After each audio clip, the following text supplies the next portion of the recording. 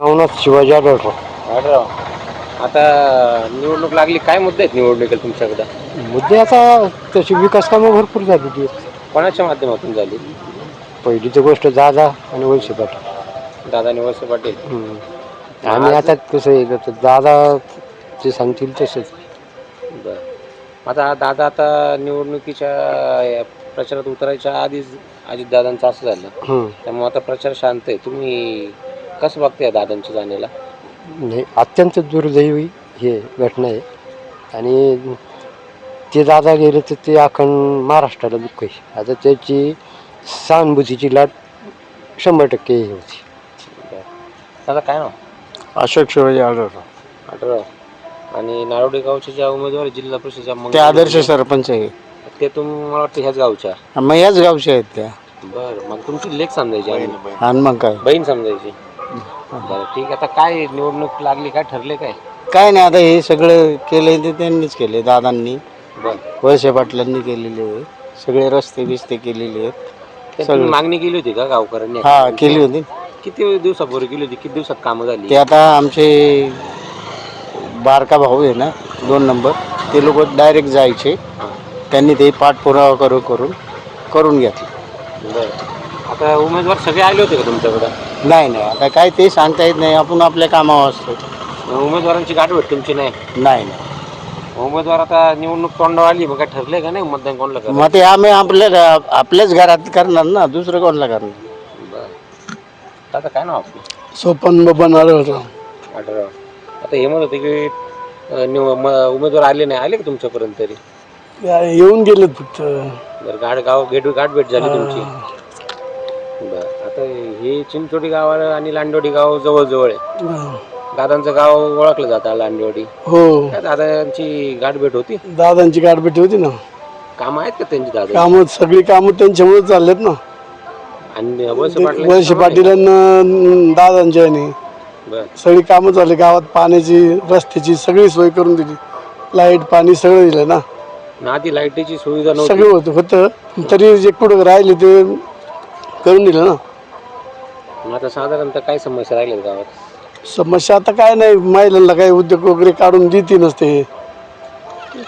जिल्हा परिषदेला माग जे उमेदवार होते त्यांना ह्याच भागातून गेल्या टायमिंगला लीड मिळवलं चांगल्या प्रकारे. या भागातल्या लोकांनी लीड दिलं.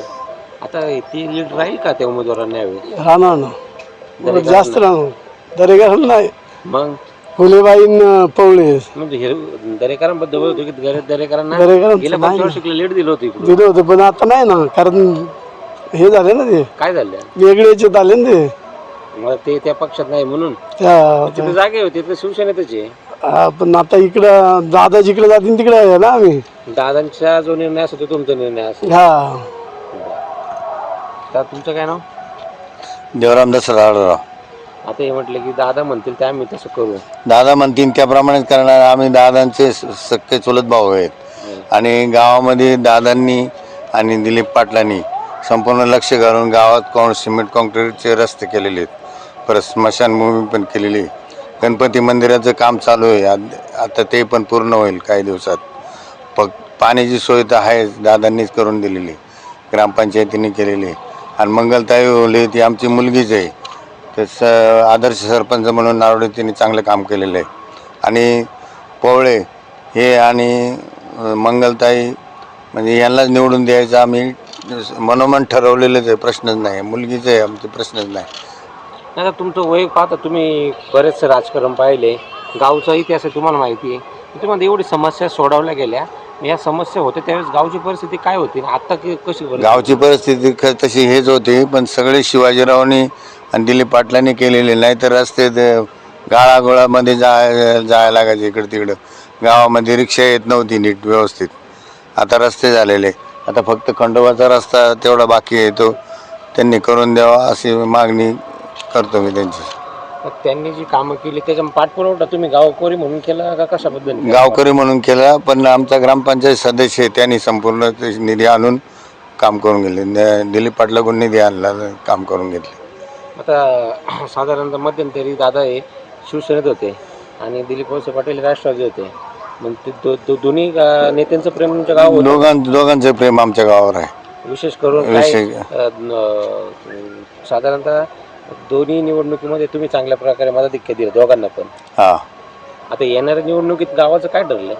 येणाऱ्या निवडणूक ठरलं ते मंगलताई आणि पवळे यांना मतदान करायचं. काय आणि काय गावात मिटिंग घेऊन ठरलं का कसं ठरलं? मीटिंग नाही, आता सर्वांनी ठरवलेले, गावचीच मुलगी आहे म्हणलं, सर्वांनी ठरवले. मग समोरच्या उमेदवारांनी काय अपेक्षा नाही करायच्या का? ते काम करणारच आहे ना, प्रश्नच नाही ना. समोरच्या उमेदवारांनी अपेक्षा नाही करायच्या तुमच्याकडून तुम्ही आम्हाला मतदान दिलं पाहिजे.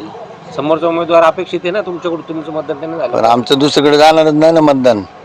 बर, राष्ट्रवादीलाच मतदान जाणार आमचं, घड्याळावर मतदान करायचं. आता तुम्ही थोडे जरा राजकीय अनुभव तुम्हाला चांगला आहे. मी तुम्हाला एक प्रश्न विचारतो की अजितदादांचं एक दुःखद निधन झालं, त्याची जाण्याची चर्चा चालू आली की दोन्ही राष्ट्रवादी एकत्र झाल्या पाहिजे. ह्याच्याकडे तुम्ही कसं पाहता? दोन्ही राष्ट्रवादी एकत्र व्हायला पाहिजे होते आणि तसं दादा जायलाच नव्हते पाहिजे, पण आता ते नियतीच्या पुढे कोणाचं काय चालत नाही. दोन्ही राष्ट्रवादी एकत्र झालं चांगलंच आहे, आणि नाही झालं तरी चांगलंच आहे, तसं काय नाही. ही राष्ट्रवादी भक्कम आहे तशी, पण अजितदादांची पण. बर, आता दादांच्या जाण्याने सगळ्यांना दुःख झाले. सगळ्यांनी आता आढळराव दादांनी पण आपला प्रचार शांततेत चालू केला की ज्यांनी प्रचार दौरे होते ते बंद केले. 3 दिवस बंद होतं. आता मग ते सगळं चालू असतानाही देवदत्तांनी कमी जाहीर सभा घेतली तालुक्यामध्ये विविध गावामध्ये. मग ह्याच्याकडे तुम्ही भावनिकदृष्ट्या कसं नाही बघता? ते चुकीचं आहे त्यांचं, पण आता ते कोण रोखणार त्यांना?